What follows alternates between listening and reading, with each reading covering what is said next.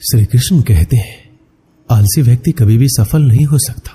जिसे अपने जीवन में ऐसो आराम प्यारा है, उसे मेहनत करना अच्छा नहीं लगता। भला हुआ व्यक्ति कैसे सफल हो सकता है? इसलिए अगर आप कोई काम करना चाहते हैं तो अभी से आलस्य त्याग दीजिए। किसी भी व्यक्ति के अपने जीवन में सफल ना होने का सबसे मुख्य कारण क्या होता है? खुद पर भरोसा ना होना।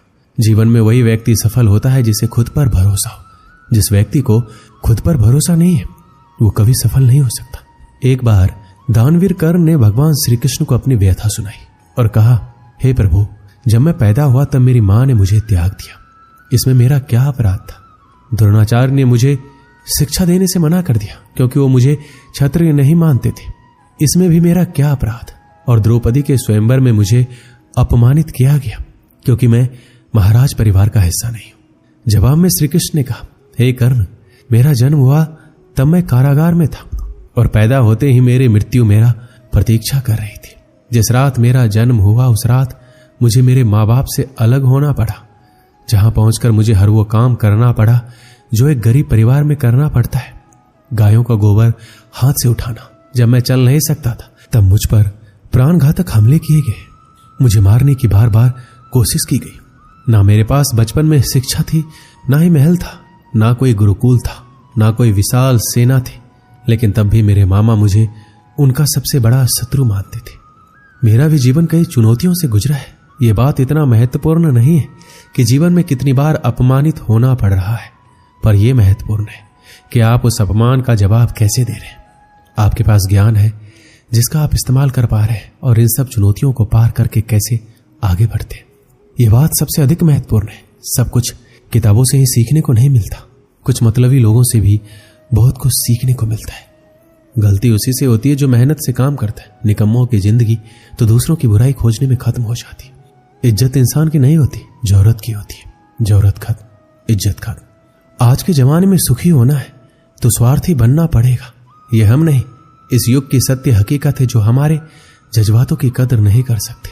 उनके पीछे पागल होना प्यार नहीं, बेवकूफी है। हवाएं अगर मौसम का रुख बदल सकती है तो दुआएं भी मुसीबत का पल जरूर बदल सकती है।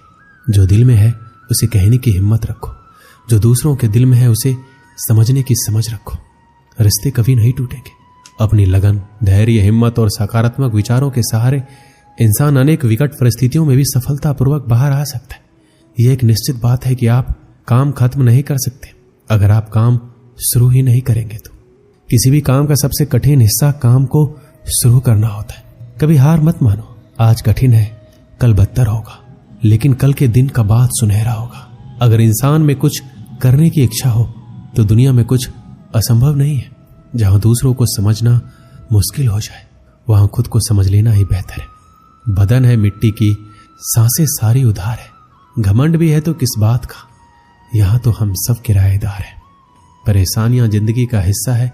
जिसने अपनी परेशानियों पर कदम रखा है वह जीत गया है, और जिसने अपनी परेशानियों को सर पर सवार कर लिया है वो लुट गया है। सही रास्ते पे चलना जरा मुश्किल है, पर उस रास्ते पर आपको कोई गिरा नहीं सकता। गिरते गिरते ही बच्चा चलने लगता है। डूबते डूबते ही इंसान तैरना सीख जाता है। चोट से घबराकर कभी पीछे मत हटना, क्योंकि चोट खाकर ही इंसान संभलने लगता है। असफलताओं पर लाखों ताने आएंगे, परंतु निराश मत होना, क्योंकि ये वही समय है जिसे आप पहचान जाएंगे। मां के बाद सिर्फ हिम्मत मनुष्य का साथ देती है, जो मनुष्य को कभी हारने नहीं देती।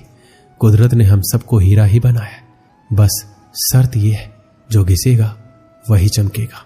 सब कुछ किताबों से ही सीखने को नहीं मिलता। कुछ मतलबी लोगों से भी बहुत कुछ सीखने को मिलता है। कभी भी किसी जरूरतमंद को अपनी चौखट पर जलील मत कीजिए, क्योंकि ऊपर वाला कटोरा बदलने में देर नहीं करता। आज रास्ता बना लिया है, कल मंजिलें भी जरूर मिलेगी। हौसलों से भरी ये कशिश एक दिन जरूर रंग लाएगी। इस संसार में कुछ भी स्थिर नहीं है, ना समय, ना प्रेम, ना घृणा, ना ही संबंध। कोई आपको ना समझे तो चिंता मत करना, क्योंकि अच्छे लोग और अच्छी किताबें हर किसी को समझ में नहीं आती।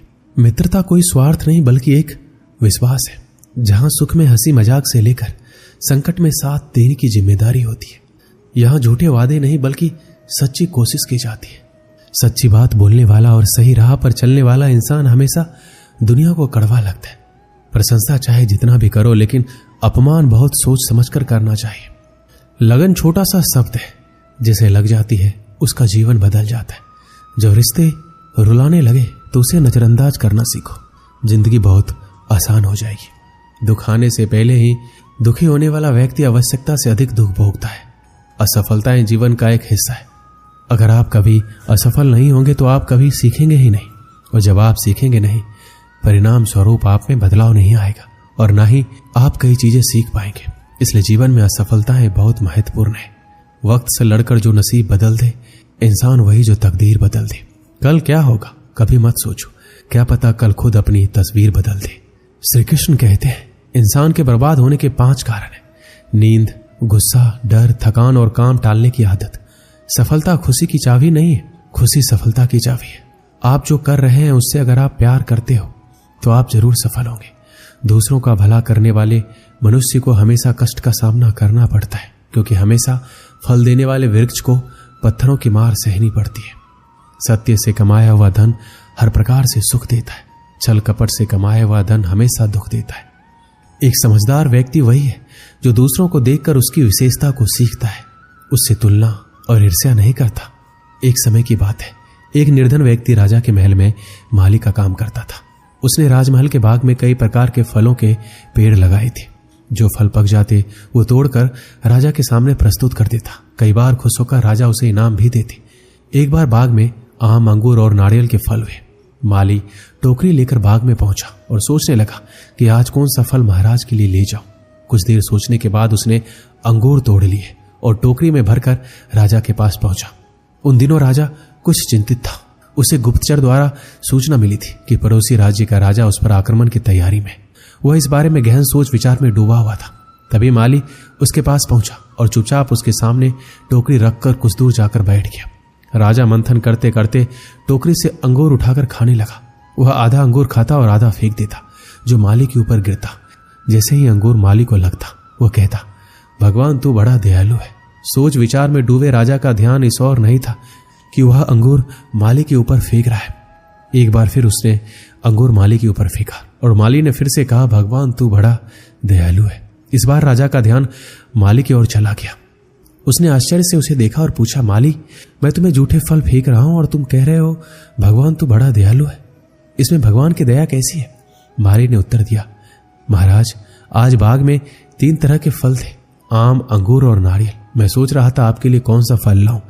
भगवान की दया से मेरी बुद्धि में आया कि आपके लिए अंगूर ले चलो, और मैं अंगूर ले आया। यदि मैं आम और नारियल ले आता तो सोचिए मेरा क्या हाल होता। इसलिए मैं कह रहा हूं कि भगवान बड़ा दयालु है। राजा माली का उत्तर सोचने लगा कि वह व्यर्थ में चिंतित है। भगवान की दया से उसे समय रहते पड़ोसी राज्य के राजा के पहले से ही हुई योजना का पता चल गया है। इससे उसे अपने राज्य की रक्षा की तैयारी का पर्याप्त समय मिल गया है।